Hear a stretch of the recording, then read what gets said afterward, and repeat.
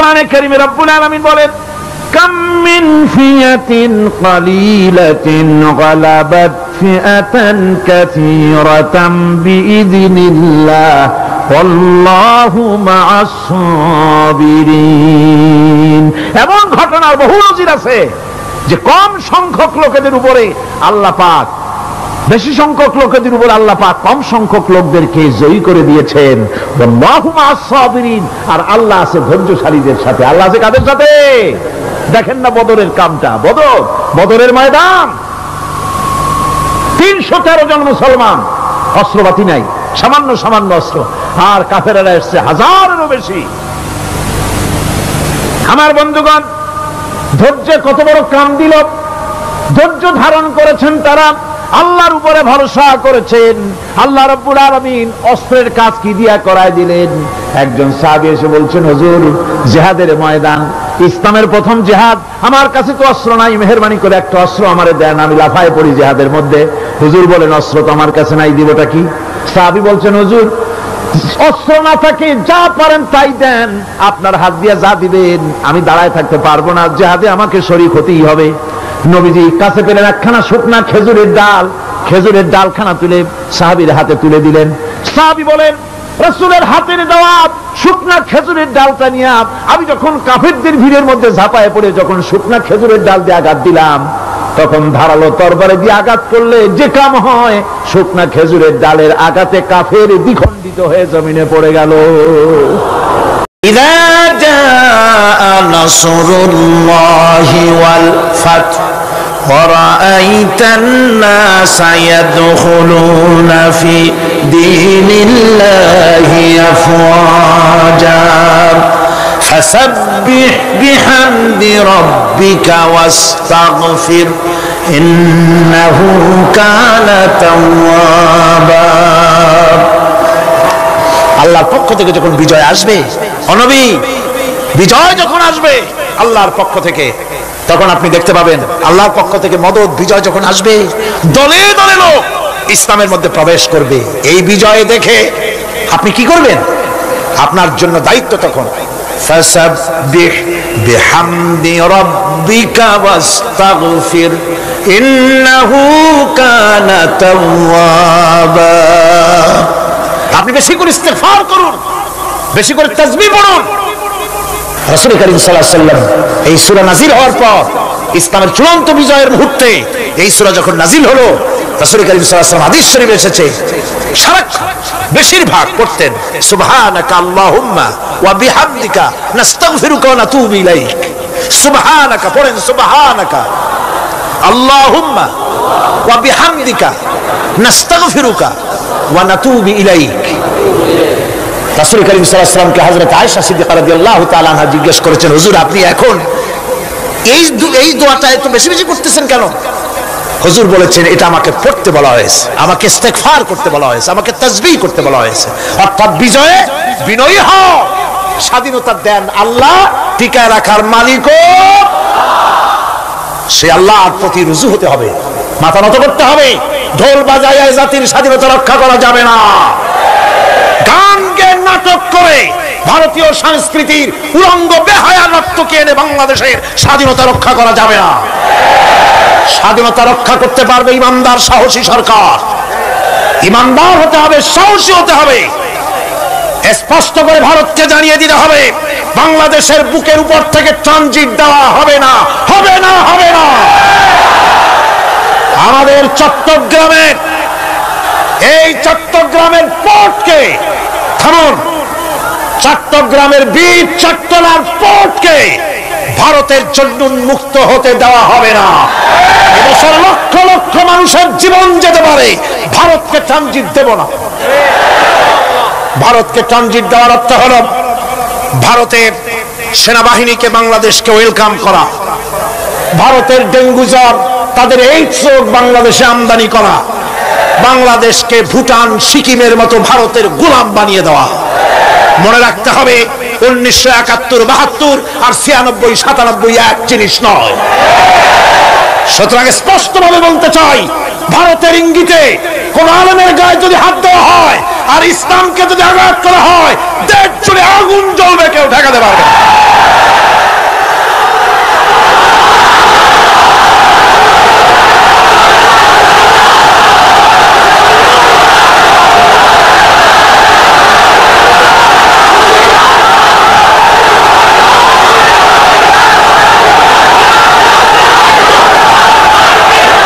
বন্ধুগণ বন্ধুগণ, আমি বলতেছিলাম থামুন।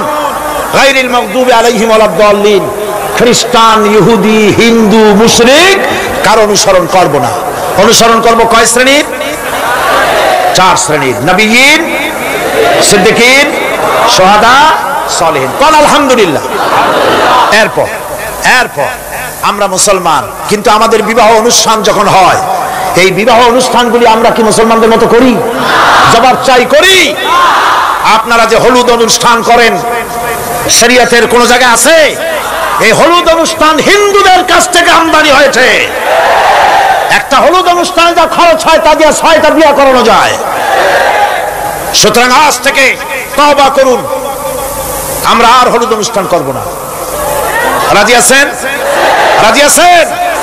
বিবাহের নামে অপসংস্কৃতির জায়গা আমরা করে দিতে পারি না। যৌতুক যেমন হারাম, গত মাহফিলে বলেছি, মনে আছে না? মনে আছে কিনা? যৌতুক যেমন হারাম। যৌতুক কি আপনারা নেবেন নাকি? মেয়েওয়ালাদের উপরে চাপ সৃষ্টি করবেন না, জায়েজ নাই। মেয়েওয়ালারা যদি ইচ্ছে করে কিছু দেয়, নিবেন। আমি তো আশা করেছিলাম যে সংসদ নেত্রী, প্রধানমন্ত্রী মহিলা, বিরোধী দলীয় নেত্রীও মহিলা, সুতরাং মহিলাদের উপরে তাদের দরদের খাতিরেই তারা যৌতুক বিল উত্থাপন করবেন, কিন্তু তারা করেন নাই। তাদের উচিত ছিল যৌতুককে ঝাঁটা মেরে বঙ্গোপসাগরে ফেলে দেওয়া, ওনারা তা করেন নাই। কিন্তু আমি ইনশাআল্লাহ সংসদের যৌতুক বিল জমা দেব ইনশাআল্লাহ। আমি একা অথবা আমরা 3 জন যাই হই, সংসদে আমি কখনো একাকিত্ব ফিল করি না, কারণ আল্লাহ রাব্বুল আলামিন আমার সাথে আছেন। এই যৌতুক বিরোধী বিল উত্থাপন করে যৌতুক বন্ধ করতে হবে। 2 নম্বরের কথা হচ্ছে, মেয়েওয়ালারা তারাও আবার একটা খারাপ কাজ শুরু করেছেন, সেটা হলো বেশি পরিমাণের মহারানা চাপায় দেওয়া। মহারানা এটা শরীয়ত কোনো বাঁধে টেঁধে দেয় নাই। ছেলেপক্ষ যদ্দূর দিতে পারে সেইটা মেয়েওয়ালাদের আন্দাজ থাকা উচিত। অহেতুক যৌতুক, অহেতুক মহারানা চাপায় দিবেন না। এটা একটি ট্র্যাডিশন হয়েছে। 5,55,515 টাকা 1 পয়সা, বাজে কাজ। 11 লক্ষ, হ্যাঁ, যদি ছেলেওয়ালা দেওয়ার মতো হয়, স্ত্রী দেন না, কোনো ক্ষতি নাই। আল্লাহ তো কোরআন শরীফে বলেছেন, তোমার বউরে যদি তুমি পাহাড় সমান সম্পদ দাও, কণা মাত্র ফিরায় নিও না। সুবহানাল্লাহ। আর মহারানার টাকাকে ফরজরূপী দায়িত্ব হিসাবে আদায় করে দাও। কাজে যে মহারানা আদায় হতে পারে এই রকমের মহারানা দেওয়া উচিত। অতিরিক্ত চাপাই দিবেন, দিতে পারবে না, কিয়ামতের দিন ওই পুরুষটাকে আল্লাহর দরবারে জিনাকারের কাতারে দাঁড়াতে হবে। আমাদের বিবাহ সম্পর্কে কথাটা বললাম, মনে রাখবেন, যৌতুক নিবেন না, আর অতিরিক্ত মহারানার বোঝাও চাপাই দিবেন না। তবে যা দিতে পারে সেই রকমই আপনারা দিবেন। এরপরে আর একটা জিনিস আমাদের দেশে চালু আছে, যা হিন্দু খ্রিস্টানদের সঙ্গে মিলে যায়, তা হচ্ছে কোন সম্মানিত লোক মারা গেল, তার জন্য নীরব হয়ে দাঁড়ায় থাকা। আমাদের পার্লামেন্টের একজন সদস্য মারা গেলেন, সংসদে প্রস্তাব উঠলো 1 মিনিট নীরব হয়ে দাঁড়ায় থাকা। আমি বললাম, স্পিকার সাহেব, 1 মিনিট দাঁড়ায় থাকলে যদি সওয়াব হয়, তো 1 মিনিট কেন, আসুন আমরা 25 মিনিট খাড়ায় থাকি। আর যদি কোনো সওয়াবই না হয়, তাহলে এই প্রহসন কেন? আমরা তো আমাদের মা বাপের কবরের কাছে গিয়া কোনোদিন ভূতের মতো খাড়ায় থাকি না, সেখানে তো অবশ্যই আমরা দোয়া দুরূদ পড়ি, ঠিক কিনা? বললাম, স্পিকার সাহেব, আমার মাহফিল যদি হতো তা আমি বলতাম সূরা ফাতিহা পড়েন, ইখলাস পড়েন, দরুদ শরীফ পড়েন। এটা আপনার মাহফিল, এটার গার্ডিয়ান আপনি, এটার অভিভাবক আপনি। আপনি সকলকে বলেন সূরা ফাতিহা, সূরা ইখলাস পড়তে। মাননীয় সম্মানিত স্পিকার সাথে সাথে বললেন সকলকে, আপনারা ফাতিহা পড়েন, ইখলাস পড়েন, দরুদ শরীফ পড়েন। আলহামদুলিল্লাহ, বললাম আলহামদুলিল্লাহ। আমরা চেষ্টা করছি সংসদের ভেতরে একটা গুণগত পরিবর্তন আনার জন্য। আল্লাহ যেন তৌফিক দেন, জোরে বলেন আমিন। ভাইরা আমার, সুতরাং এই সমস্ত হচ্ছে খ্রিস্টান ইহুদিদের কাস্টমস, তাদের ট্র্যাডিশন, এর সাথে আমাদের কোনো সম্পর্ক নাই। হিন্দুরা খ্রিস্টানেরা কেউ মরে গেলে বলে দাঁড়ায় থাকুক, শুয়ে থাকুক, যেমনি পারে তেমনি করুক, কিন্তু আমি তো মুসলমান, আমি কি? জোরে বলেন আমরা কি? ইসলাম যা এলাউ করে না, আমরা তা করতে পারি না। এটা যেন আমাদের সকলের মনে থাকে বন্ধুগণ। এরপরে আমি আরজ করতে চাই, আমি মোনাজাতের দিকে এগোচ্ছি। আমি বুঝতে পারছি মানুষের প্রচন্ড কষ্ট হচ্ছে, মা বোনদের, ভাইয়েদের।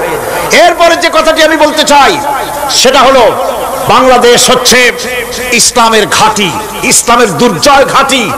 কেউ কেউ তো বলেন যে বাংলাদেশের ফাইল আল্লাহ নিজে ড্রিল করেন।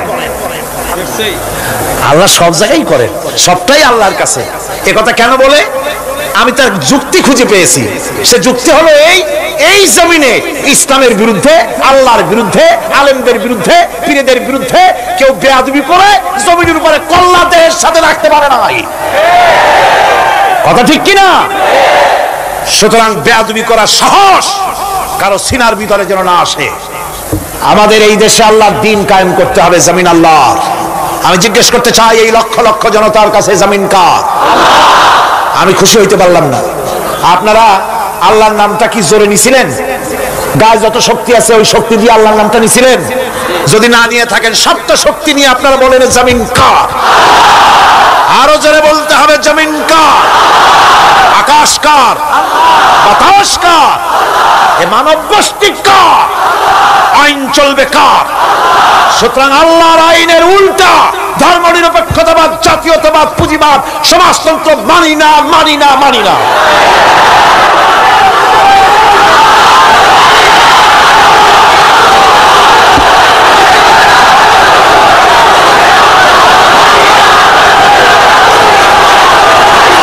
আল্লাহর এই জমিনে, সরে যাও, আল্লাহর এই জমিনে প্রয়োজন হচ্ছে আল্লাহর দ্বীন প্রতিষ্ঠার জন্য ঐক্যবদ্ধ প্রচেষ্টা। এজন্য চাই ওলামা মাশায়েখদের ঐক্য। কি চাই? ওলামা মাশায়েখদের ঐক্য চাই। কথা ঠিক কিনা? কিন্তু আমাদের দেশের এক শ্রেণীর ওলামা আছেন, তাদের প্রতি সম্পূর্ণ শ্রদ্ধা জানিয়ে বলছি, ওনারা বুঝতে পারেন না, ওনাদের অজান্তেই ওনাদেরকে নির্বাচনে খাড়া করে দেয় পয়সা দিয়া। হুজুর আপনার খরচ হবে না, যা লাগে দিয়ে দেব। আপনার মতো লোক যদি নির্বাচন না করে, আপনি যদি পার্লামেন্টে না যান, তো পার্লামেন্ট দিয়ে হবে কি? ওই হুজুর বোঝেন না যে আমি পার্লামেন্টে যাই করবোটা কি? ওখানে যাই করিকার জানলার দরজা কয়টা গুনিয়েই গুলি দিতে পারবে না। ওনার জামানত বাজেয়াপ্ত হবে, উনি তা নিজেও জানেন। তারপরেও ইসলামী আন্দোলনের একটা লোক যদি ফেল করানো যায়, সেজন্যই সম্পূর্ণ ইখলাসের সাথে উনি দাঁড়ায় যান। আর এজন্যে পার্শ্ববর্তী দেশ থেকে কিছু লোক আসেন, তারা এসে এদেশের মুসলমান এবং ওলামাদের মধ্যে অনৈক্য ঘটায় যান। তারা যত বড় আলেম হোক আর পীর নামের হোক, আমি তাদেরকে সাবধান হতে বলি, আপনার রাজনীতি আপনার দেশে করুন। আওলাদ রাসূলের নাম লাগাইয়া বাংলাদেশের রাজনীতিতে নাক গলাবেন না।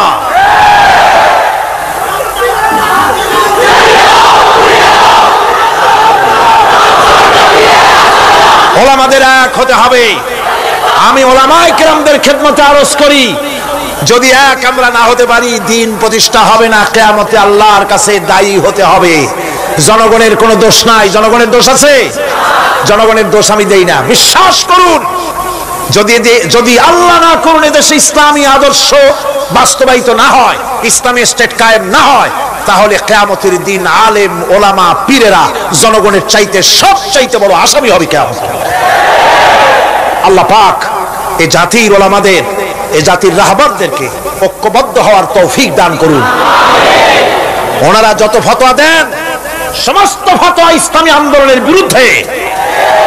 মদখোরের কাছ থেকে টাকা নিতে আপত্তি নাই, নিজের মঞ্চে জেনাকার, খুনি, মদখোরকে নিয়ে এক প্ল্যাটফর্মে বসে বক্তৃতা করতে আপত্তি নাই, কিন্তু ইসলামী আন্দোলনের লোককে মঞ্চে টাকা দেয় না। সমস্ত ফতোয়া ইসলামী আন্দোলনের বিরুদ্ধে তারা দেন। আমি তাদেরকে অনুরোধ করব, আসুন, ঐক্যবদ্ধ হওয়া ছাড়া পথ নাই আল্লাহর দ্বীন প্রতিষ্ঠার জন্য। আর মনে রাখবেন, আপনারা যে ষড়যন্ত্রের শিকারে পরিণত হয়েছেন, যদি দ্বীন প্রতিষ্ঠা না হয়, আর তারা যে স্বপ্ন দেখছে, ইন্ডিয়া এবং তার অনুসারীরা, নাস্তিকরা যে স্বপ্ন দেখছে, তা যদি বাস্তবায়িত হয়, কে জামাত করে, কে শিবির করে, কে ফুরফুরার মুরিদ, কে সরসিনার মুরিদ, কে অমুক ইন্ডিয়ার পীর সাহেবের মুরিদ, পাকিস্তান পীর সাহেবের মুরিদ, এগুলা তালাশ করা হবে না। হবে? ওই যে রাশিয়া এসে ঢুকছিল কোথায়? আফগানিস্তানে। সেইখানে সব আলেম ওলামারা জঙ্গলে যাইয়া এক হইল। ওই যে একজন বলছিল যে আমি গেলাম, আমার ছেলে গেল তার মামু বাড়ি, মাইয়া গেল তার নানা বাড়ি, বউ গেল তার বাপের বাড়ি, আমি গেলাম আমার শ্বশুর বাড়ি, যাই দেখি সব এক জায়গায়। এই লোকগুলি আলেম ওলামা পীর বুজুর্গ সব গিয়া পাহাড়ের মধ্যে এক জায়গায় হয়েছে। হায় হায়, সুন্নি কড়া সুন্নি, গোলাপি সুন্নি, ওহাবি ঠান্ডা সুন্নি, তারপরে দেওবন্দি, সব এক জায়গায়। হায় হায়, কি সর্বনাশটা করলাম! যদি ঐক্য থাকতাম তাহলে কি আলাসি আমাদের উপরে হামলা হতে পারতো, করতে পারতো? চোখের পানি ফেললো, কানলো, একে অপরকে জড়াই ধরলো। তখন অনেক সর্বনাশ হয়ে গেছে, অনেক জীবন দিতে হয়েছে এই ঐক্যের পর। তারপরে আল্লাহ মেহেরবানি করেছেন তওবা করার কারণে। কিন্তু আমাদের দেশে অনৈক্যের কারণে, আল্লাহ না করুন যদি এখানে ইসলামের দুশমন যারা, আজ তো তারা রেডিওতে বসে আছে, আজ তো তারা টিভিতে বসে আছে, আজ তো তারা নাটক তৈরি করে, আজ তারা সিনেমা তৈরি করে। गुलिस्तान के हर शाख पर उल्लू बैठे हैं, फिर अंजाम गुलिस्तान क्या होगा। ফুল বাগিচার ডালে ডালে হুতুম পেচারা বসে আছে, এই ফুল বাগানের অবস্থা কি হবে? নাস্তিক, মুরতাদ, বেঈমান সব এগুলিকে দখল করে আল্লাহর দ্বীনকে বুড়ো আঙ্গুল দেখাবার প্রচেষ্টা চালাচ্ছে। যদি তাদের স্বপ্ন কামিয়াব হয়, তাহলে মনে রাখবেন ওই কাবলির মতো, যে কাবলি এসে দেখছিল যে বাঙালি ছেলে, বাংলাদেশি ছেলে সে জাম খেতেছে, জিজ্ঞেস করছে তুম সব क्या खाया करते हो? बोलছে हम सब जाम खाया करते हैं। काबली बोलছে हम खा सकते हैं? क्यों नहीं, जरूर तशरीफ लाइए दरख्त पर और मजे से खाइए। আসেন গাছে ওঠেন, জমের খাওয়া খান। কাবলি উঠছে, এখন ও তো আর বোঝে না যে কোনটা ভালো লাগবে, কাঁচা পাকা যা পায় তাই খায়, মুখ কেসে কষে ভরিয়া কয় এত মজা লাগে না, মজা লাগবে কোনটা, কেমনে কি তোমরা খাও কেমনে? ছেলে বলতেছে দেখো কালা কালা যেগুলি আছে ওইগুলো খাও, এগুলি হলো মজা। সে তখন কালো কালো খাচ্ছে, ওই কালো জামের উপরে বসা ছিল কালো ভ্রমর। আপনারা কি কন? ভ্রমর। এই ভ্রমর বসা আছে জামের উপর। কাবলি তো আর বোঝে টোঝে নাই, ভোমরা শুদ্ধা ধরছে, কাবলির হাতের মধ্যে ভ্রমর পড়ছে। এখন কাবলির হাত তো বোঝেন সাগর কলার মতো আঙ্গুল, ওর ভিতরে ভ্রমর পড়ে ভোঁ ভোঁ করছে। काबली बोलছে भों करो भां करो छोड़ेगा नहीं, काले काले जितने पाएंगे सब खा छोड़ेंगे। কালো পাইলি হইছে। সুতরাং ইসলাম বিরোধীরা যদি সুযোগ পেয়ে যায়, দেওবন্দি মাদ্রাসায় কে পাশ করেছো, পটিয়াকে, হাটহাজারীকে, ফুরফুরাকে, সরসিনাকে, দেওবন্দিকে, আলিয়াকে দেখা হবে না, পাইকারি ধরে দাড়ি টুপি ধরে ধরে হত্যা করা হবে।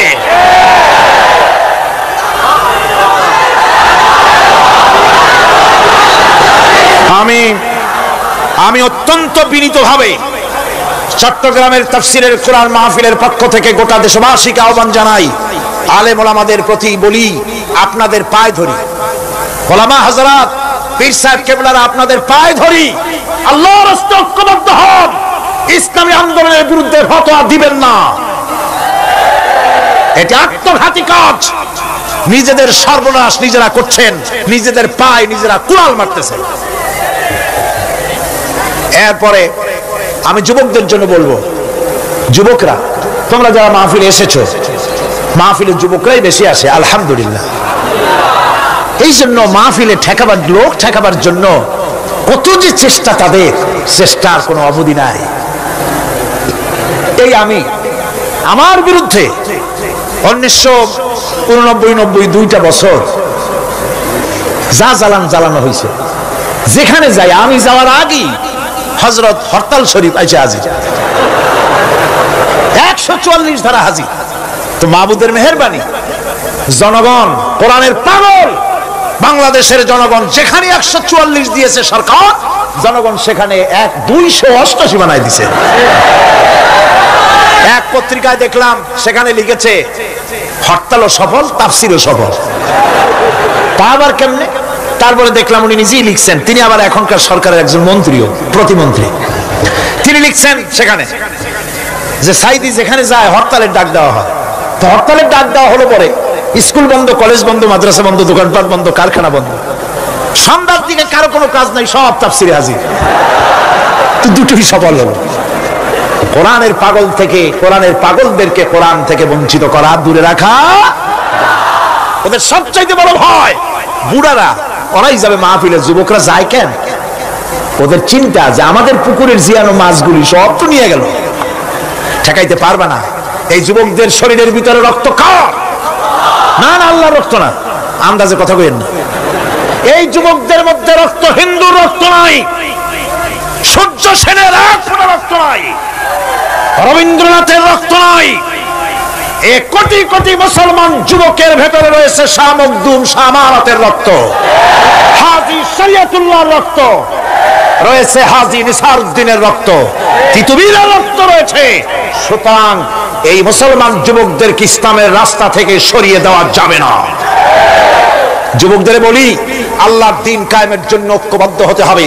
বাংলাদেশ আল্লাহর জমিন, কোরআনের আইন এখানে প্রতিষ্ঠার জন্য যুবকদের বলি, ইসলাম শেখো, কোরআন শেখো, চরিত্র বানাও। when character is lost, everything is lost. চরিত্রী যখন হারাবে তখন তোমার কাছে হারাবার মতো আর কোনো জিনিস বাকি থাকবে না। চরিত্রকে বলবৎ রাখবে। চরিত্র হলো সবচাইতে মানুষ হওয়ার জন্য চরিত্র শ্রেষ্ঠ জিনিস। এই চরিত্রকে তোমরা হেফাজত করবে, 5 ওয়াক্ত নামাজ পড়বে, ওয়াকুনু মা'আস সাদিকিন, সত্যবাদীদের সাথে থাকবে।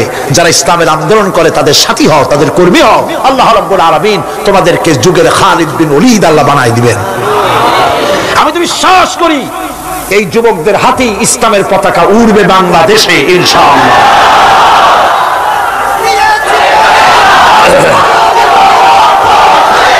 এই যুবকদের কথাই আল্লাহ পাকের নবী বলেছেন। নবীজি বলেছেন, কিয়ামতের দিন যেদিন কোনো ছায়া থাকবে না, আল্লাহর আরশ ব্যতীত আরশের ছায়া ছাড়া কোনো ছায়া থাকবে না, ওই দিন আরশের নিচে 7 শ্রেণীর লোকেরা জায়গা পাবে। ওর ভিতরে হবে এক শ্রেণী হবে ওয়াশাবুন নাশা ফি ইবাদাতিল্লাহ, ওইসব যুবক যারা রাত কাটিয়েছে আল্লাহর ইবাদত করে, চোখের পানি ফেলেছে, তাদের জন্য জান্নাত যুবকদের জন্য। আমি আগেও বলেছি, বুড়োরা কেউ ভেস্তে যাবে না, চিন্তা করে কোনো লাভ নাই। কালো মানুষ আর বুড়া মানুষ ভেস্তে যাবে না, কোন মৌলভী সাহেবের ফতোয়া নয়, স্বয়ং রাসূলুল্লাহ বলছে। এখন তো বুড়া মানুষেরা মহা মুসিবতে পড়ছে, আমিও আপনাদের দলে, চিন্তার কারণ নাই। রাসূলুল্লাহ বলেছেন, বুড়া কালো মানুষ কান্দো না, কান্দার কোনো দরকার নাই। তুমি যখন ভেস্তে যাবে তুমি বুড়া থাকবে না, আল্লাহ জওয়ান বানাই দিবেন। কালো মানুষ কালো থাকবে না, জান্নাতে যাওয়ার সময় আল্লাহ পাক পূর্ণিমার চাঁদের চাইতেও সুন্দর বানাই দিবেন। সুতরাং যুবকেরা, বেহেশত তোমাদের জন্য, এই বেহেশতের জন্য তৈরি হও, জান্নাতে যাওয়ার জন্য তৈরি হও। এই দুনিয়ার নারী বাড়ি গাড়ি তুচ্ছ আল্লাহর জান্নাতের সামনে। সাহাবায়ে কেরাম জীবন দিয়েছেন জান্নাতের আশায়। সেই জান্নাতের আশা, জাহান্নামের ভয় আর জান্নাতে যাওয়ার লোভ প্রত্যেকটি যুবকের রক্তের ফোঁটায় ফোঁটায় আল্লাহ ঢুকায় দিক। যুবতী মেয়েদেরকে বলবো, ছাত্রী যারা এসেছেন মহিলাদের মধ্যে, এদেশে ইসলামী ছাত্রী সংস্থা নামে একটি সংস্থা আছে, মেয়েদেরকে দ্বীন শিখায় তারা। যেখানে মেয়েরা তাদের সতীত্ব বজায় রাখতে পারে না, দ্বীন শিখতে পারে না, সেখানে কলেজে, বিশ্ববিদ্যালয়, হাই স্কুলে ইসলামী ছাত্রী সংস্থা একটা নিয়ামত। জোরে কোন আলহামদুলিল্লাহ। সব ভাইদেরকে আর মায়েদেরকে বলবো, আপনারা আপনাদের মেয়েদেরকে ছাত্রী সংস্থার সাথে দ্বীন শেখার জন্য, ঈমান শেখার জন্য, চরিত্র শেখার জন্য আপনি তাকে দিয়ে দেন। 1 বছর 6 মাস পরে ওই মেয়েকে দেখলে আপনার চোখ ঠান্ডা হয়ে যাবে, আলহামদুলিল্লাহ, দিনদার হবে, নামাজি হবে, পরেজগার হবে। এরপরে যুবকদের কথা বললাম, যুবতী মেয়েদের কথা বললাম, এখন বলবো আমি সরকারি অফিসারদের কথা। সরকারি অফিসার যারা, প্রশাসনিক দায়িত্বশীল যারা, তারা হচ্ছেন আমাদের সবচেয়ে নিকটতম লোক, তারা জনগণের খেদমত করছেন। আলহামদুলিল্লাহ কর, সকলে কোন আলহামদুলিল্লাহ। আমি দোয়া করি তাফসীরের মাহফিলের পক্ষ থেকে সরকারি অফিসার যারা, ম্যাজিস্ট্রেট আছেন, জজ আছেন, ডিসি আছেন, এনডিসি আছেন, এডিসি আছেন, টিএনও আছেন, সর্বস্তরের সচিব থেকে শুরু করে দারোগা পর্যন্ত সর্বস্তরের প্রশাসনিক দায়িত্বশীল ব্যক্তিবর্গকে আল্লাহ রাব্বুল আলামিন ঈমানী যোগ্যতার সাথে সরকারি দায়িত্ব পালনের তৌফিক দিন। তবে একটা কথা বলবো, আপনি যে দায়িত্বে আছেন, আপনি সরকারকে খুশি করার জন্য অবৈধ কাজে লিপ্ত হবেন না। আপনার বিবেক যদি বাধা দেয়, বিবেককে ফাঁকি দিয়ে অন্যায় কাজে হাত দিবেন না। এক শ্রেণীর লোক আছে, যে সরকার আছে সেই সরকার কি বলে, আপনার জন্য আমরা তো অপেক্ষা করতেছিলাম, এরা হলো বীরবলের মতো। সম্রাট আকবরের নাম মনে আছেন আপনাদের? তার কত রত্ন ছিল দেখছেন? কেউ কয় 5 রত্ন, কেউ কয় 6 রত্ন। ইতিহাস ভুলবেন না, ইতিহাস মনে রেখেন। নবরত্ন, নবরত্নের 1 রত্ন ছিল, নাম হলো বীরবল। সম্রাট বাজারে গিয়েছে, তরকারি দেখতে গিয়ে বেগুন চোখে পড়েছে। বেগুন দেখে খুব লক্ষ্য করে দেখছে। বীরবল বলছে, জাহাপানা খুব পছন্দ নাকি? দেখতে তো খুবই সুন্দর। বীরবল বলছে, জাহাপানা এই যে বেগুন, এটার নাম হচ্ছে বাগুন, অর্থাৎ এর অনেক গুণ। এটা যদি ভর্তা করে খান আপনার মাথার চুল কখনো উঠবে না। এটা যদি ভাজি করে খান আপনার স্বাস্থ্য ক্রমেই ভালো হবে। এটা যদি আপনি তরকারি মাছের সাথে মিলায় খান আপনার রাজত্ব আরো দীর্ঘায়ু হবে। এই রকমের অনেক ফজিলত বয়ান করলো। তারপরে বলে, ঠিক আছে, কেন ওগুলি কেনা হইলো, ভূত রান্না হইলো, জনমের খাওয়া খাইলো আকবর। এখন বেগুন জন্মের খাওয়া খাইলে যা হয়, টয়লেট রিজার্ভ। মেজাজ খারাপ সম্রাটের। বীরবল এসে দেখে মেজাজ স্ট্রং হয়ে আছে বাদশা। জাহাপানা কি হয়েছে? আরে বেটা, তুমি কি তরকারি ফজিলত বয়ান করলে? আমার তো পেটের ব্যথায় অস্থির। কয়, হুজুর এই একটা তরকারি নাকি, ওটার নাম তো বেগুন, ওর কোনো গুণই নাই। এটা খাইলে পরে গাখাউস হয়, পাচড়া হয়, একজিমা হয়, ব্রঙ্কাইটিস হয়, নিউমোনিয়া হয়। এটা খাইলে পরে কত লোক মারা গেছে কলেরা বসন্ত হইয়া। এটা একটা তরকারি? আকবর কয়, সর্বনাশ, আমার তো পেটের ব্যথা সেরে গেছে তোমার এই বক্তৃতা শুনে। বলে, কিরকম? কালকেই বেগুনের এত ফজিলত বর্ণনা করলে আর আজকেই বেগুনের এত কুচ্ছা বলছো তুমি, একই মুখে 2 রকম। বীরবল বলছে, জাহাপানা কিছু মনে নেবেন না, আমি তো বেগুনের চাকরি করি না, আমি তো জাহাপানার চাকরি করি। কালকে আপনি বলেছেন বেগুন দেখতে সুন্দর, আমার পক্ষে যতদূর সম্ভব ফজিলত বয়ান করেছি। আজকে আপনি বলছেন বেগুন খারাপ, আর আমি কি খারাপ খারাপরে ভালো করে আমার কল্যাণটা হারাবো নাকি? আমার দেশের সচিব থেকে শুরু করে সর্বস্তরের অফিসারদের বলবো, সরকারকে ক্ষতি করার জন্য ইসলামের বিরুদ্ধে পদক্ষেপ নেবেন না, ইসলামের পক্ষে থাকুন। এই কথা কখনো ভুলে যাবেন না। আল্লাহ রাব্বুল আলামিন আপনাদেরকে সিংহের মতো, আপনাদেরকে ব্যাঘ্রের মতো ইমানি মজবুতির সঙ্গে ইমানের দায়িত্বের সাথে সরকারি দায়িত্ব পালনের তৌফিক আমার আল্লাহ যেন দান করেন, দোয়া করি। এরপরে বলবো আমার মা বোনদের কথা, যারা কষ্ট করে এসেছেন। আমরা মুনাজাতের দিকে ক্রমে এগিয়ে যাচ্ছি, বক্তব্য শেষ পর্যায়ে এসেছি। মা বোন, আমাদের বোনেরা, আমাদের মায়েরা আমাদের কাছে সবচাইতে সম্মানের পাত্রী। কোন আলহামদুলিল্লাহ। আসতে বললেন কেন? সকালবেলা এখানে মহিলা অনুষ্ঠান হয়েছিল, হাজার হাজার মা বোনেরা এসেছিলেন। একজনে প্রশ্ন করলেন যে স্বামীর পায়ের তলে নাকি স্ত্রীর জান্নাত। আমি বলেছি এটা বাজে কথা, মিথ্যে কথা, ডাহা মিথ্যে কথা। রাসূলুল্লাহ এরকম কথা কখনো বলেন নাই, বরং হুজুর বলেছেন মায়ের পায়ের তলে সন্তানের জান্নাত। আলহামদুলিল্লাহ। আমি আগেও বলেছি আমরা পুরুষ, আমাদের পায়ের তলে জুতা, আর আপনারা পর্দার আড়ালে আমাদের বোনেরা মায়েরা, আপনাদের পায়ের তলে আল্লাহর জান্নাত। আপনারা খাদিজার উত্তরসূরি, আপনারা ফাতেমার উত্তরসূরি, আপনারা হযরত আয়েশার উত্তরসূরি। আপনাদের সতীত্বকে বিনষ্ট করার জন্য এক শ্রেণীর বুদ্ধিজীবীরা আপনাদেরকে ময়দানে নামাতে চায়। ইসলাম আপনাদেরকে অধিকার দিয়েছে, এত বড় অধিকার কেউ দেয়নি। আমি সব সময় বলি, মায়েরা, বোনেরা, আমার দেশের মুসলিম মহিলারা যদি জানতেন ইসলাম তাদেরকে কি মর্যাদা দিয়েছে, এটা যদি তারা জানতেন, তাহলে ইসলামের দেওয়া অধিকারটা পাওয়ার জন্য তারা রাস্তায় নেমে মিছিল করতেন যে শুধু ইসলাম আমাদের যে মর্যাদা দিয়েছে সেইটা ফিরায় দাও, আর কিছু চাই না, ওইটাই ফেরত দাও। মা বোনেরা, ইসলাম প্রতিষ্ঠিত হলে বলে বাংলাদেশে যদি ইসলাম কায়েম হয়, আপনাদের চাকরি, শিক্ষা, ব্যবসা, আপনাদের সবটা ইসলাম সংরক্ষণ করবে। অর্ধেক জনশক্তি নারী, আপনাদেরকে অবহেলা কেউ করতে পারবে না। রাসূলুল্লাহ করেন নাই, আল্লাহ করেন নাই। রাসূলের মসজিদে আল্লাহর নবী নিজে মহিলাদের জন্য জায়গা করে দিয়েছেন। আজও মসজিদে নববীতে বাবুন নিসা, মহিলাদের জন্য আলাদা দরজা রিজার্ভ রয়েছে। আলহামদুলিল্লাহ, আলহামদুলিল্লাহ। আমার মা বোনেরা, রাসূলুল্লাহ সাল্লাল্লাহু আলাইহি ওয়াসাল্লামের সব ছেলেরা, ছেলে মারা গেলেন, বেঁচে ছিলেন সব মেয়েরা। এমন একটা হাদিস খুঁজে পাওয়া যাবে না যে আল্লাহর নবী দোয়া করে বলেছিলেন, আল্লাহ ছেলে মরে গেল, আমার একটা ছেলে দাও। বলেন, মেয়েতেই সন্তুষ্ট ছিলেন। কোন আলহামদুলিল্লাহ। আমার হুজুর বলেছেন, বিদেশে যাবে, বাজারে যাবে, কিছু না কিছু উপহার সামগ্রী বাড়ি কিনে নিয়ে যেও, আর ঘরের মধ্যে ঢুকে প্রথমেই দিবে মেয়েকে দিয়ে দেওয়া শুরু করবা। সুবহানাল্লাহ কইতে ইচ্ছা করে না মেয়েরা? প্রথমে কারে দিবা? মনে রাখবেন আপনারাও, প্রথমে মেয়েকে দিবেন, প্রথমে মেয়েকে দিবেন, মেয়েকে যত্ন করবেন।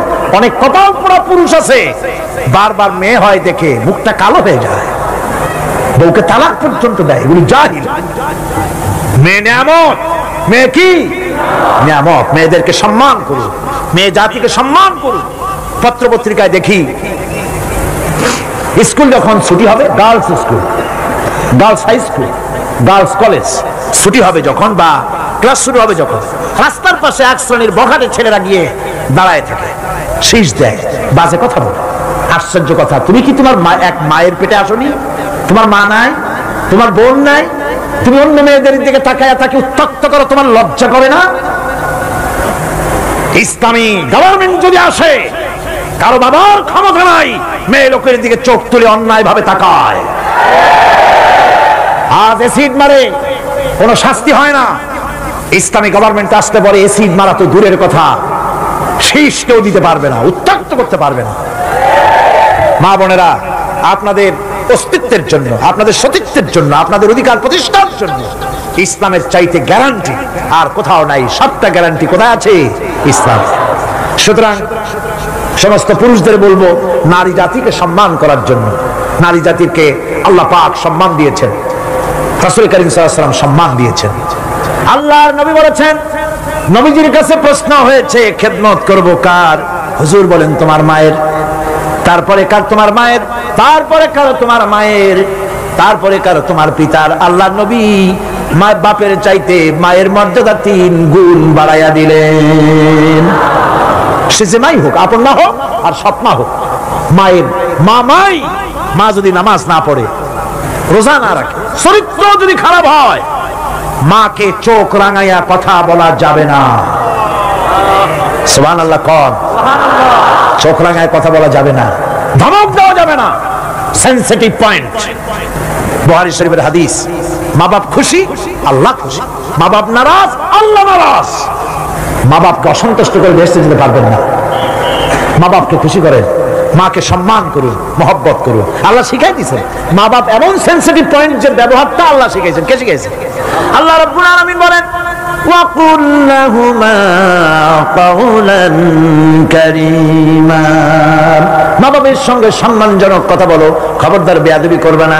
আর মা বাপের জন্য, তাদের জন্য আমি আল্লাহ রাব্বুল আলামিনের কাছে দোয়া করো, রব্বিরহামহুমা কামা রাব্বায়ানি সাগীরা। পড়েন সবাই, রব্বিরহামহুমা কামা রাব্বায়ানি সাগীরা।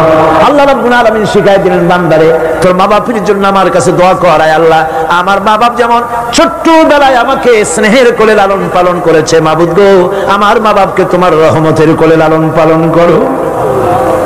আল্লাহ শিখাই দিচ্ছে। হাদিস শরীফে এসেছে, হুজুর বসে আছেন মসজিদে নববীতে, সাহাবায়ে কেরাম বসা। এক বৃদ্ধা মহিলা প্রবেশ করেছেন মসজিদে, হুজুর তাকে দেখে দাঁড়ায় গেলেন। মহিলা আসার পর নবীজি নিজের গায়ের চাদর বিছিয়ে দিলেন। মহিলা চলে যাওয়ার পর সাহাবায়ে কেরাম জিজ্ঞেস করলেন, হুজুর একজন সাধারণ মেয়ে লোকের জন্য হুজুর নিজের চাদর বিছাইলেন, বুঝলাম না ফজিলত কি, চিনলাম না মেয়ে লোকটাকে। হুজুর বলেন, সাহাবীরা চাদর তো ভালো, হক তো আদায় করতে পারি নাই, চিনতে পারো নাই, তোমরা বুঝতে পারো নাই। আমি দুনিয়া আসার পর আমার মায়ের দুধ আমার কিসমতে তেমন হয় নাই, আমি আমার মায়ের যত্ন তেমন পাই নাই, স্নেহ আদর তেমন পাই নাই। যার বুকের দুধ খাইয়া, যার কোলে কাখে চড়ে আমি বড় হয়েছি, ইনি আমার সেই দুধ মা হযরতে হালিমাতুস সাদিয়া। বন্ধুরা, মা যদি বেঁচে থাকে, রাত্রে বাড়ি গিয়ে পায়ে ধরুন, বলেন মা অন্যায় করেছি, জীবনে বহু বেয়াদবি করেছি, আমার মাফ করে দাও। বিশ্বাস করুন, মা বাপের যদি খেদমত করেন, মা বাপ যদি রাজি থাকে, রিস্কে, খাদ্যে, টাকায়, ইজ্জতে জীবনেও কষ্ট হবে না। মা বাপের খেদমত করুন, মা বাপকে ভালোবাসুন, শ্রদ্ধা করুন। আমার মায়ের, আমার বোনের, আপনারা যারা আসছেন, আপনারা আমাদের সম্মানের পাত্রী।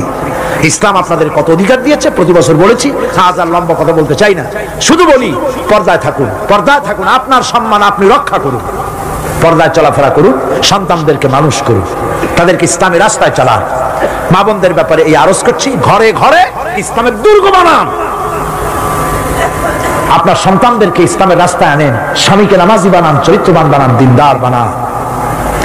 এরপরে সব শেষে দেশের আইনজীবী, সাহিত্যিক, বুদ্ধিজীবী, সাংবাদিক তাদের ব্যাপারে বলতে চাই, আপনারা জাতির বিবেক, আপনারা জাতির জন্য অনেক কিছু করতে পারেন। সাহিত্যিকরা, কবিরা, বুদ্ধিজীবীরা, সাংবাদিকরা অনেক অবদান রাখতে পারেন। আপনার একটা বেকায়দার খবর দেশের মধ্যে চাঞ্চল্যের সৃষ্টি করে দিতে পারে, আবার একটা ভালো খবর দেশের মধ্যে আমন আমান পয়দা করে দিতে পারে। ঠিক কিনা? ঠিক কিনা? সুতরাং সাংবাদিক বৃন্দ, আপনারা সম্মানের পাত্র, আপনারা নিজেদের সম্মানকে রক্ষা করে চলবেন। হলুদ সাংবাদিকতার পেছনে দৌড়াবেন না।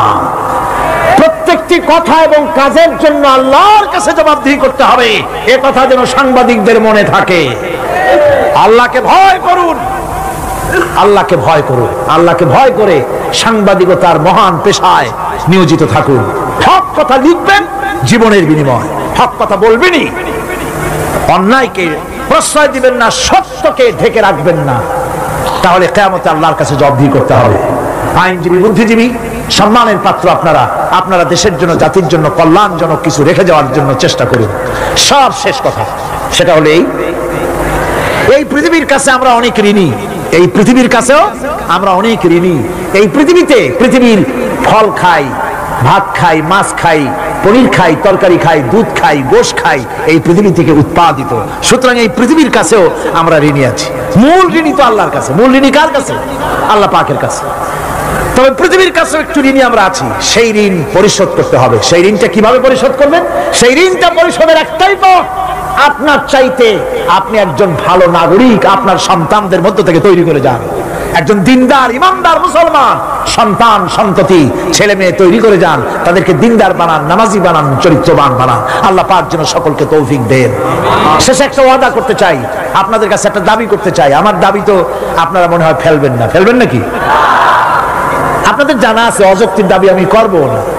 সে দাবিটা হচ্ছে, বহুত মুসলমান আছে শবে বরাতে সারা রাত জাগে কিন্তু ফজরের নামাজ পড়ে না।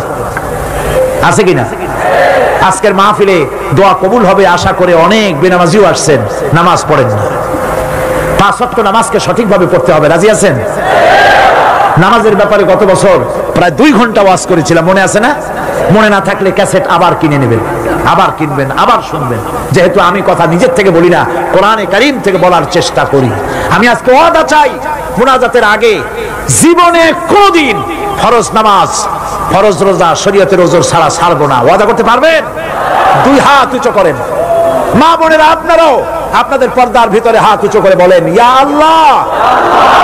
সকলে বলতে হবে, ইয়া আল্লাহ, তোমার নামে কসম করছি, যতদিন আমার মাথার কাছে মালাকুল মউত না আসতেছে ততদিন পর্যন্ত ফরজ নামাজ, ফরজ রোজা, শরীয়তের ওজর ছাড়া ছেড়ে দেব না। ইয়া আল্লাহ, আমার এই শপথ মৃত্যু পর্যন্ত পালন করার তৌফিক আমাকে দান করো। আমিন ইয়া রাব্বাল আলামিন। দরুদ শরীফ পড়েন। আল্লাহুম্মা 10 আপনি বলে দিন। জি জি জি, ঠিক আছে। আপনি মাইকের সামনে উঠেই আসেন, আপনি বলেন না, আমার ভালো লাগবে। ভাইরা দাঁড়াবেন না, দাঁড়াবেন না। দাঁড়িয়ে আপনি কি দেখবেন? আল্লাহ পাক চট্টগ্রামের এই ময়দান, আশেপাশের গাছ, বাড়ি, গাছপালা, রাস্তাঘাট সব করে দিয়েছে আল্লাহ তার গোলামদের দিয়ে। আলহামদুলিল্লাহ। দাঁড়াবেন না, বসেন, কথা শোনেন, আদব রক্ষা করেন, কাজে লাগবে, কাজে লাগবে। আজকে এই মঞ্চে 10 জন ইসলাম কবুল করার জন্য হাজির হয়ে গেছেন।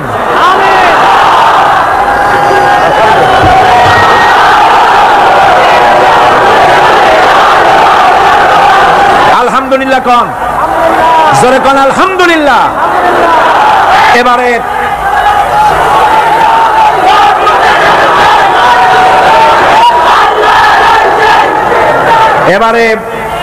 ওনাদেরকে মুসলমান ইসলাম কবুল করার পর আমাদের 5 দিনের তাফসীরের মাহফিলের কাঙ্ক্ষিত মুনাজাতের দিকে এগিয়ে যাব এবং অবশ্যই আমি বিশ্বাস করি মুনাজাত আল্লাহর দরবারে কবুল হবে ইনশাআল্লাহ। ইনশাআল্লাহ আল্লাহর নাম রহমান, রহিম, গফুর, গফফার, দোয়া কবুল করবেন ইনশাআল্লাহ। মুনাজাতে শরীক হন। আরো একজন এসেছেন, মোট 11 জন হলো আলহামদুলিল্লাহ। তাহলে এবারের তাফসীরের মাহফিলে মোট 39 জন ইসলাম কবুল করলেন। জোরে কোন আলহামদুলিল্লাহ। ইসলাম যারা কবুল করতে এসেছেন, শুনুন, যারা ইসলাম কবুল করতে এসেছেন তাদের একজনের নাম হলো বাদল, বর্তমান নাম পছন্দ করেছেন মোহাম্মদ জামাল উদ্দিন। সুভাষ মজুমদার, বর্তমান নাম পছন্দ করেছেন মোহাম্মদ নুরুল ইসলাম। প্রেম তোষ দেবনাথ, বর্তমান নাম পছন্দ করেছেন মুর্শেদ আলম মুজাহিদ। শ্রী নারায়ণ চন্দ্র ব্রাহ্মণ, বর্তমান নাম পছন্দ করেছেন মোহাম্মদ আব্দুল জলিল। চয়ন চৌধুরী, বর্তমান নাম পছন্দ করেছে মোহাম্মদ আব্দুল্লাহ। রতননাথ, বর্তমান নাম পছন্দ করেছে মোহাম্মদ নুরুল ইসলাম। বাবুল দাস, বর্তমান নাম পছন্দ করেছেন মোহাম্মদ ইউসুফ। রিপন চন্দ্র, বর্তমান নাম পছন্দ করেছেন মোহাম্মদ নুরুল ইসলাম। তপন কান্তি দেব, বর্তমান নাম পছন্দ করেছে মোহাম্মদ সাইফুল্লাহ। দিলীপ পাল, বর্তমান নাম পছন্দ করেছেন মোহাম্মদ আবু বকর সিদ্দিক। পূর্বের নাম সুনীল কান্তি দে, বর্তমান নাম পছন্দ করেছে আমিনুল ইসলাম। এই 11 জন আমার কাছে আসুন। টোটাল সংখ্যা 29 জন। হ্যাঁ 29 জন। 18 আর 10 কত? 28, 29। বলবো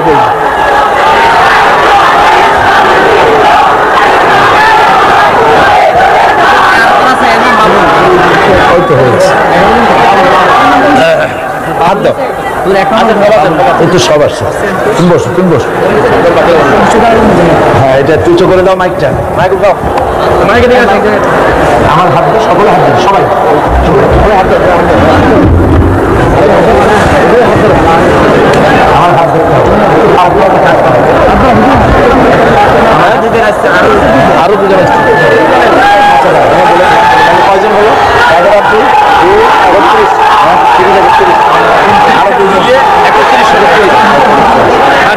আচ্ছা ভাই থামেন। স্লোগান দেওয়ার সময় দেব। স্লোগান গায়ে কত জোর আছে আমি দেখবো ইনশাআল্লাহ। আরো 2 জন এসেছেন, কোন আলহামদুলিল্লাহ। তার একজনের নাম হচ্ছে রতন পাল, বর্তমান নাম পছন্দ করেছেন মোহাম্মদ আবু বকর সিদ্দিক। আর একজনের নাম হচ্ছে আরত পালি, বর্তমান আরতি পাল মহিলা, বর্তমান নাম পছন্দ করেছেন ফাতেমা বেগম। আমাদের এই বোন মহিলাদের প্যান্ডেলে আছেন। তাহলে এখন হলো 13 জন না? 31 জন সর্বমোট এখন হচ্ছে 13 জন। প্রথম দিন এবং মাঝে চতুর্থ দিনে একজন। এই সব মিলাইয়া 39 নয়, সব মিলিয়ে এবারের তাফসীরের মাহফিলে 31 জন ইসলাম কবুল করলেন আলহামদুলিল্লাহ।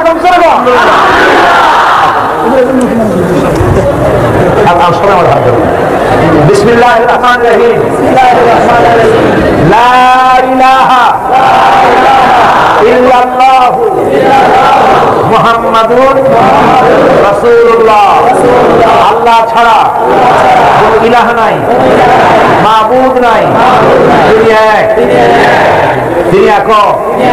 মুহাম্মদ সাল্লাল্লাহু আলাইহি ওয়াসাল্লাম আল্লাহর প্রেরিত রাসূল। আশহাদু আন লা ইলাহা ইল্লাল্লাহু ওয়াহদাহু লা শারীকা লাহু ওয়া আশহাদু আন্না মুহাম্মাদান আবদুহু ওয়া রাসূলুহু।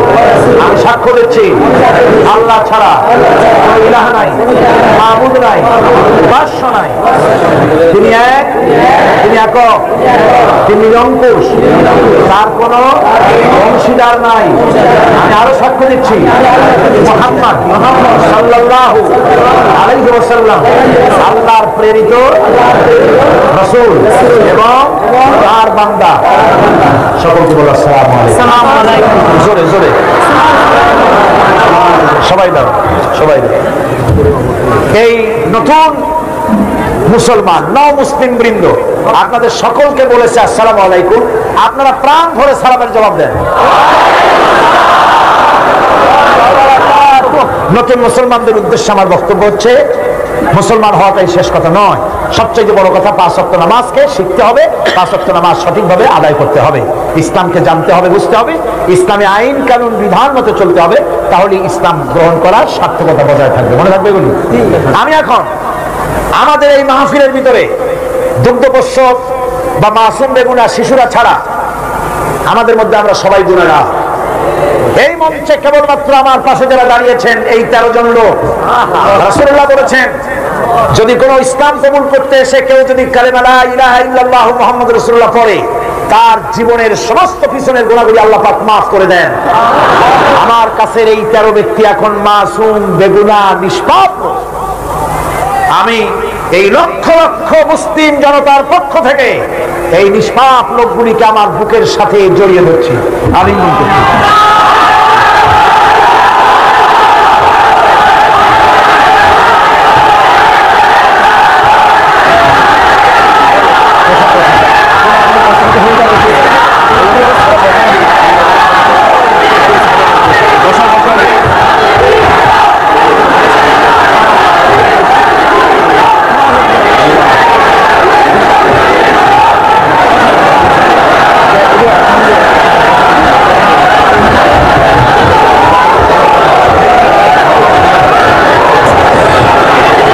মৌলানা কথা বলবেন, মৌলানা কথা বলবেন তো, মাইক দাও, মাইক তাড়াতাড়ি বসুন, সবাই বসে পড়েন, তাড়াতাড়ি তাড়াতাড়ি বসে পড়েন।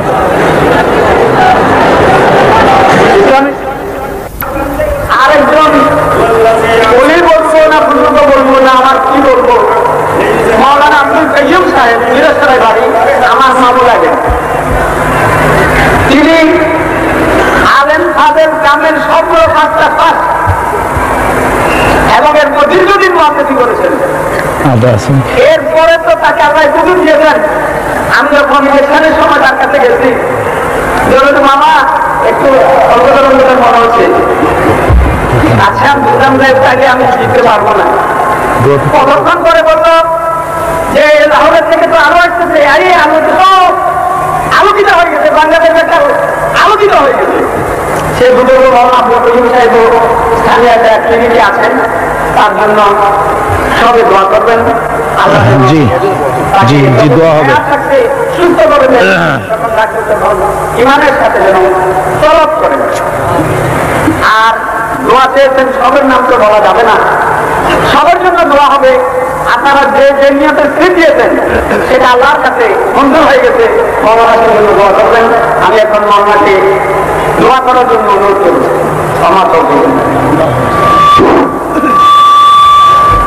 আপনারা মেহেরবানি করে সবাই বসুন। আমি কিন্তু মাহফিল চলাকালীন সময় একবারের জন্য যারা দাঁড়িয়েছিলেন তাদেরকে আমি বসার জন্য পিড়াপিড়ি করি নাই, যেহেতু আমি দেখতে পাচ্ছি কষ্ট হচ্ছে।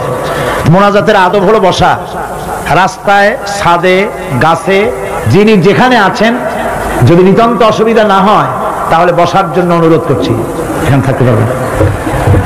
মোনাজাতের আগে আমরা সবাই একটু তওবা পড়ে নিই এবং শেষবারের মতো আপনাদেরকে অনুরোধ করব, এই সমাজ কল্যাণ পরিষদের 18 লক্ষ টাকা বাজেটের কথা আবার স্মরণ করিয়ে দিচ্ছি। মেহেরবানি করে যাওয়ার সময় প্রত্যেকে এত বড় বিশাল মাহফিল ওনারা যেন প্রতি বছর করতে পারেন সে সুযোগ আমাদের করে দিতে হবে, ঠিক কিনা? আপনারা চতুর্দিকে ড্রাম আছে, চাদর আছে, যাওয়ার সময় অবশ্যই প্রাণ খুলে তাদের জন্য দিয়ে যাবেন।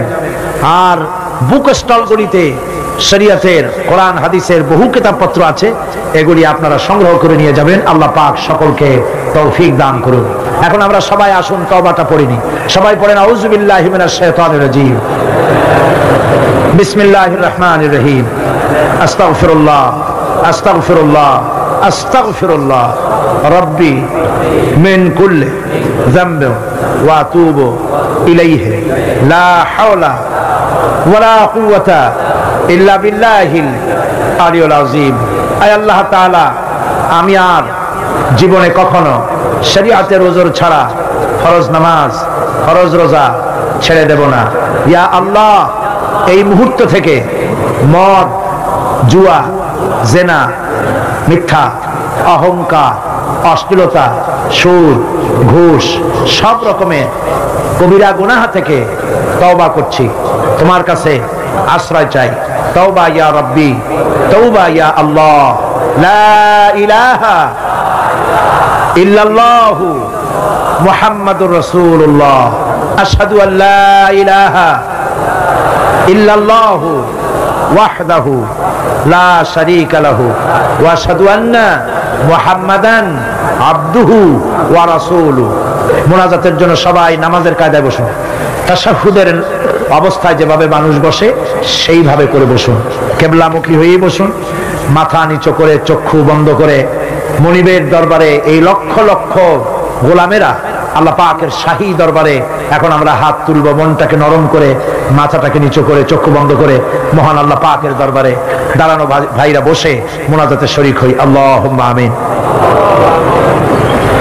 রব্বানা যালামনা আনফুসানা ওয়া ইন লাম তাগফির লানা ওয়া তারহামনা লানাকুনান্না মিনাল খাসিরিন।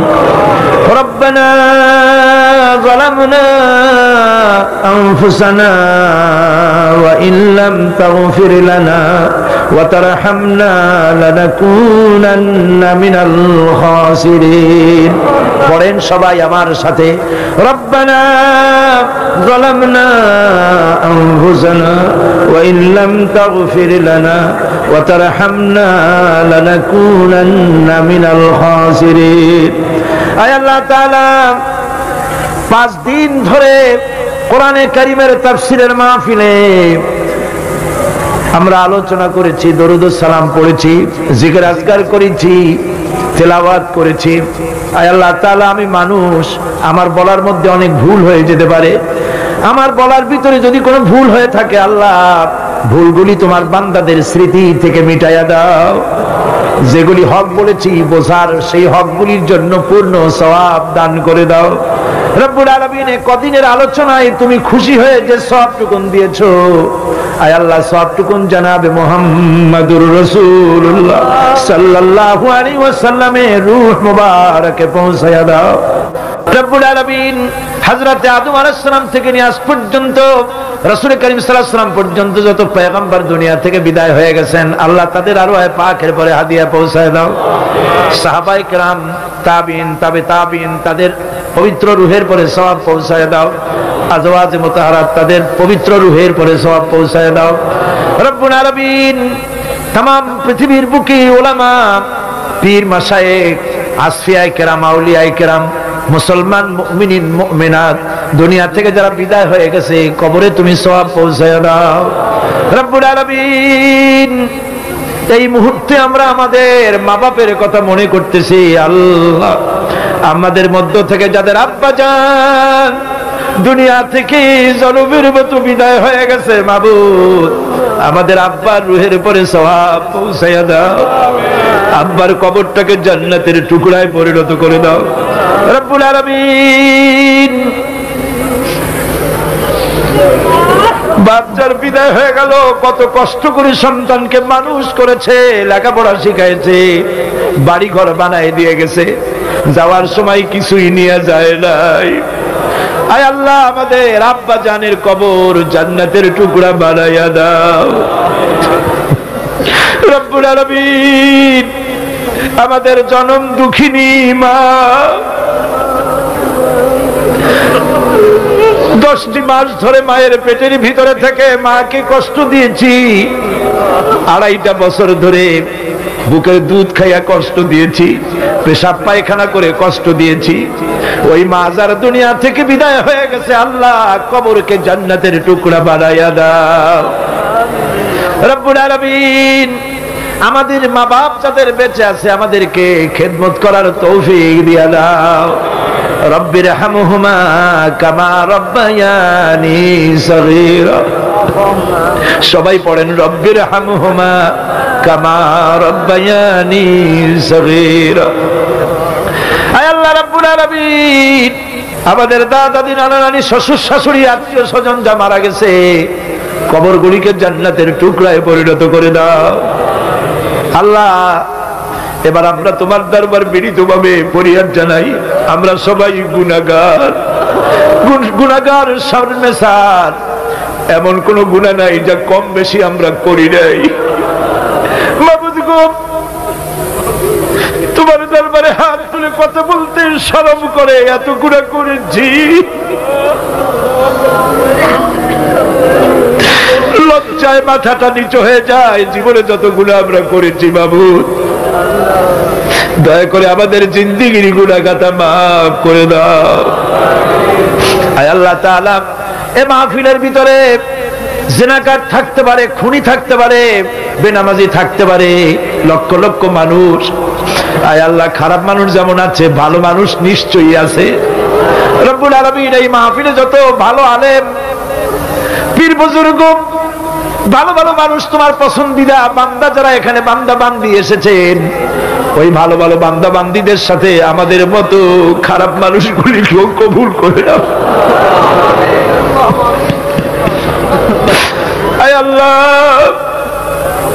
আমাদের গুনার দিকে নজর করো না, আমাদের গুনার দিকে তুমি তাকাইও না, আমাদের চোখের দিকে তাকাও মাবুদ, আমাদের চোখের দিকে তাকাও, আমাদের মুখের কাকুতি মিনতিতে দেখো। রব্বুল আলামিন, আমাদের মুখের কাকুতি মিনতি আর আমাদের চোখের পানির দিকে তাকাইয়া আল্লাহ আমাদেরকে মাফ করে দাও। রব্বুল আলামিন, এইভাবে করে যদি মায়ের কাছে দাঁড়াইয়া মা মা বলে যদি কালটা, এমন নিষ্ঠুর মা নাই যে কোলে না নিয়ে পারে। রব্বুল আলামিন, মা বাবার চাইতে লক্ষ গুণে মায়া তোমার বেশি। আল্লাহ আমাদেরকে তোমার রহমতের কোলে উঠাইয়া নাও। আয় আল্লাহ তাআলা, রব্বুল আলামিন, 5 দিন ধরে তাফসীরের মাহফিল, কোথায় বাগেরহাট থেকে, বরগুনা থেকে, বরিশাল থেকে, দিনাজপুর থেকে, কোথায় ইন্ডিয়া বার্মা থেকে মানুষেরা বড় আশা নিয়ে আসছে, দোয়া কবুল হবে। আল্লাহ, তুমি কাউরে খালি ফিরাইয়া দিও না বাবু। রব্বুল আলামিন, 5 দিন ধরে চট্টগ্রামটা বেহেশতের মতো ছিল, আগামী কালে মাঠ তো খা খা করতে থাকবে, কিছু থাকবে না। কি আশা করে আসছে লোকেরা। আল্লাহ, এই মাহফিলে আমার মতো গুনাহগার তো আর নাই বাবু, আমার গুনার সবাবে কেউ যেন মাহরুম হয়ে না যায়। সকলের মাফ করে দাও বাবু। কুষ্টিয়ার এক বাস ভর্তি লোক তাফসিরে আসতেছিল, তাফসিরের কাছাকাছি এসে বাস অ্যাক্সিডেন্ট করে 2 জন মরে গেল। ওই 2 ভাইকে তুমি শাহাদাতের দরজা নসিব করে দাও, ওদের মাকে তুমি সান্ত্বনা দাও। আল্লাহ, মা বোনেরা কত কষ্ট করে আসছে, কি ভিড়, বাড়ি যাইতে কষ্ট হবে তারপরেও আশা করে আসছে। আল্লাহ, যত মা বোনেরা এসেছে মা বোনদের গুনাহ মাফ করো, পর্দায় থাকার তৌফিক দাও, নিঃসন্তানীকে সন্তান দাও, স্বামী স্ত্রীর মধ্যে মনোমালিন্য থাকলে ভালোবাসা কায়েম করে দাও, রুজিতে বরকত দাও, আমাদের মা বোনগুলিকে খাদিজা ফাতেমা আয়েশার মতো বানায় দাও, তাদের সাথে হাসর নসিব করে দাও। রব্বুল আলামিন, আয় আল্লাহ তাআলা, এই মাহফিলে আমরা হাজির হয়েছি, তুমি একটু দয়া করে আমাদের দিকে তাকাও, তোমার আরশ থেকে মেহেরবানি করে আমাদের এই মাঠের দিকে তাকাও। তুমি একটু তাকায় দেখো তোমার গোলামেরা কেমনে কাঁদতেছে, একটু দেখো। তাইরা কান্দো, কান্দো, এটাই তো কান্দার সময়। কোরআনে করিম সামনে, কান্দার সময় কান্দো। ছেলে মরেছে কেঁদেছেন, টাকা হারাইছে কেঁদেছেন, ঈমান নষ্ট করেছেন, কাঁদবেন না, কান্দেন আল্লাহর কাছে।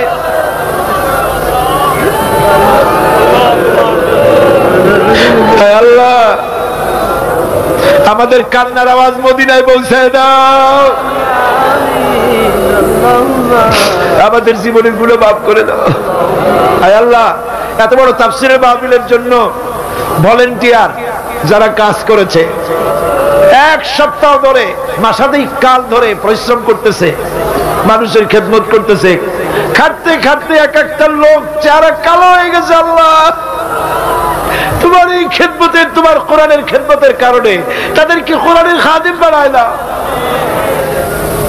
আয় আল্লাহ তাদের দিলের নেক আশা পুরা করে দাও। যারা টাকা পয়সা দিয়েছে তাদের উপরে রহম করো। মাওলানা শামসুদ্দিনের জন্য দোয়া করি তোমার কাছে, তোমার এই নেক বান্দার চোখ তুমি নিয়ে নিয়েছো মাবুদ। তুমি এমন সত্তা, তোমার কাছে অভিযোগ করা যায় না। গোলামের কিসের অভিযোগ, গোলামের কিসের অভিমান? গোলামের কোন অভিমান থাকতে নাই, অভিযোগ থাকতে নাই। আমরা শুধু ফরিয়াদ জানাই, শামসুদ্দিনকে যে মা পেটে ধরেছে, যে বাপের মাধ্যমে তিনি এসেছেন, তার বাবাকে জান্নাত নসিব। মাওলানা শামসুদ্দিনের উপরে রহমত নাজিল করো। হায় আল্লাহ, বাইতুল শরফের পীর, তুমি জানো বাংলাদেশে হক পরস্ত আলেমে দ্বীন সত্যিকারের পীর যে কয়জন আছে তুমি ভালো জানো, আমরা তো জানি না। আমাদের জানা মতে বাংলাদেশের পীর সাহেবরা যারা আছেন, মাওলানা বাইতুল শরফের পীর সাহেব শ্রদ্ধা করার মতো পীর। আল্লাহ তিনি হসপিটালে আছে, তাকে তুমি সুস্থ করে দাও, তাহলে তুমি সেবায় আজেলা দাও, সেবায় কামেলা দাও। আমাদের মধ্যে আওলাদ রাসূল ছিলেন, তুমি বিদায় করে নিয়েছো। সৈয়দ সাহেবের রুহের পরে সব পৌঁছায় দাও, গারাঙ্গিয়ার পীর সাহেবের রুহের পরে সব পৌঁছায় দাও, বাঁশখালীর পীর সাহেবের রুহের পরে সব পৌঁছায় দাও। রব্বুল আলামিন তুমি সকল আমাদের সকলের দোয়া কবুল করো। আয় আল্লাহ, তোমার কাছে আরজ করতেছি, মাওলানা অধ্যক্ষ আবু তাহের সাহেব তার ছেলের জন্য দোয়া চেয়েছে। ছেলের ভীষণ অসুখ, আপনারা দোয়া করেন আল্লাহ যেন তার ছেলের অসুখকে ভালো করে দেন। ইসলামী আন্দোলনের নেতৃত্ব দিতে গিয়ে ছেলে মেয়ের অসুখ থাকলে মন জিহিনটা মুনতাসির হয়ে যায়, তার ছেলেকে যেন আল্লাহ পূর্ণ সুস্থতা দান করেন। ডাক্তাররা বলে সুস্থ নাও হতে পারে, কিন্তু আমরা ডাক্তারের কথার চাইতে তোমার কথা বেশি বিশ্বাস করি। তুমি দয়া করে সুস্থ করে দাও। আয় আল্লাহ, তোমার আর এক গোলাম অধ্যাপক মুফিজুর রহমান, আমি দারুণ স্নেহ করি, তুমি জানো, একজন ইংরেজি শিক্ষিত মানুষ, হাদিস দিয়ে যখন ওয়াজ করে আমি পাগল হয়ে যাই শুনতে শুনতে। আল্লাহ অধ্যাপক মুফিজের উপরে রহমত নাজিল করো, তার মা বাপকে রহমত করো, তার অসুস্থ ছেলেকে তুমি ভালো করে দাও। আপনারা দোয়া করেন সাইফুল্লাহ মনসুর, তার আব্বা অসুস্থ, বিছানায় পড়ে আছে দীর্ঘদিন, আল্লাহ যেন তাকে মেহেরবানি করেন, ভালো করেন। আমাদের এই মঞ্চে ইসলামী আন্দোলনের একজন নেতা বসে আছেন, আলহাজ মকবুল আহমদ সাহেব, আল্লাহ যেন তার প্রতি রহম করেন, সুস্থ করেন। ওলামায়ে কেরাম যারা আসছেন তাদের উপরে যেন আল্লাহ রহম করেন।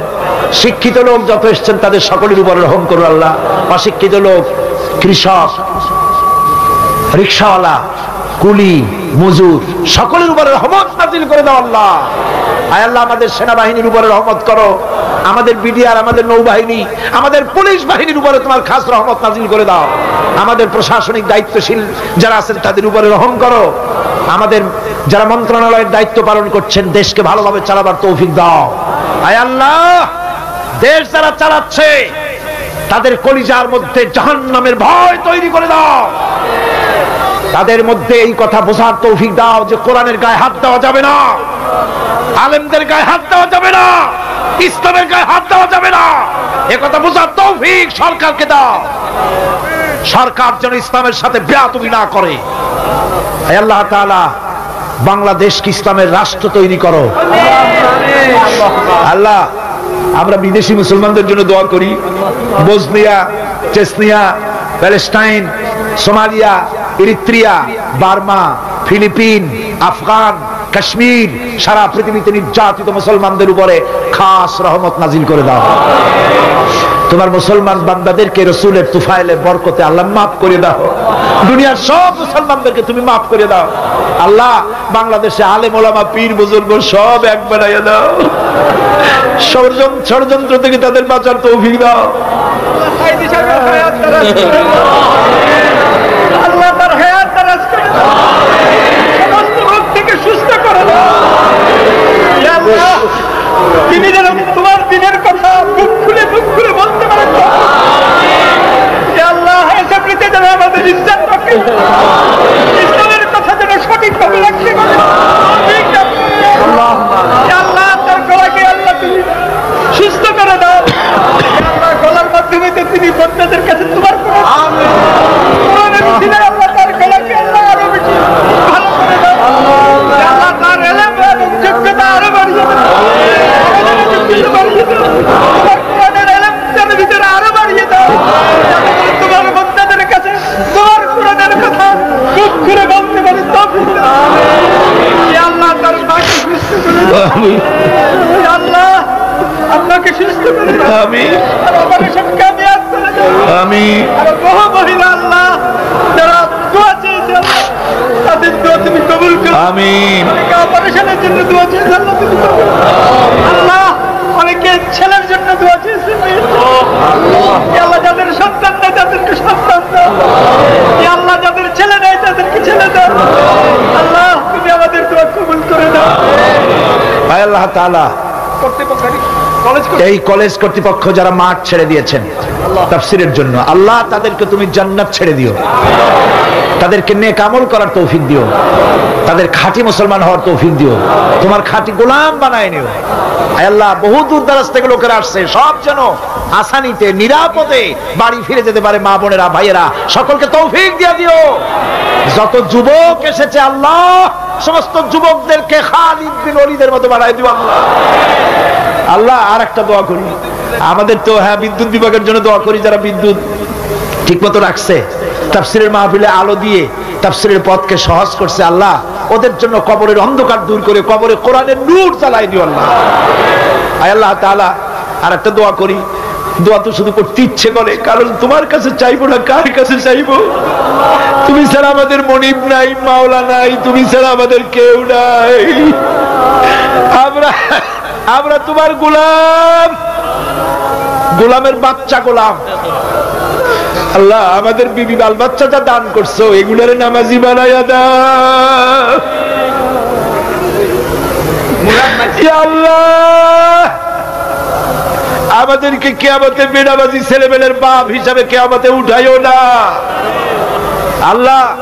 বেনামাজি ছেলেমেয়েদের মধ্যে আল্লাহ জাহান্নামের ভয় দিয়ে দাও, বেনামাজি ছেলে মেয়েদের কলজার মধ্যে জাহান্নামের ভয় দাও, ওদের নামাজি বানাও আল্লাহ। তোমার কাছে দোয়া করি বিবি বাল বাচ্চা সব নেক বানাও, ইমানদার বানাও আল্লাহ। অনেকে হজ করে নাই, মক্কা শরীফ দেখতে চায়, প্রতি বছর হাজিরা যখন রওনা করে পয়সা যাদের নাই দাঁড়ায় কয় ভাই মদিনায় গিয়ে আমার সালামটা পৌঁছে দিও।